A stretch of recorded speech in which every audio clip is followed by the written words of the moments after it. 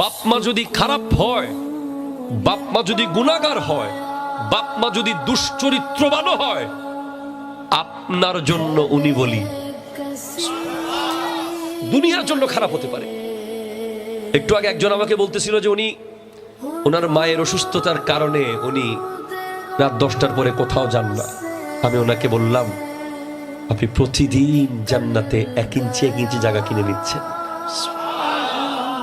আরেকজন বলল যে উনি ওনার আব্বার একটা ওষুধ উনি ছাড়া অন্য কেউ দিলে হয় না। আমি নিশ্চিত করে বললাম যে আপনি সেই ব্যক্তি যে প্রতিদিন জান্নাতের রাস্তাকে আরো কাছে নিয়ে আসতেছে। আজকে আমাদের সমাজে কতজনের সুযোগ পেয়েছে জান্নাত নেওয়ার, নিতে পারে না। কিভাবে? জীবিত বাপ মার মূল্য বুঝে নাই, জীবিত বাপ মার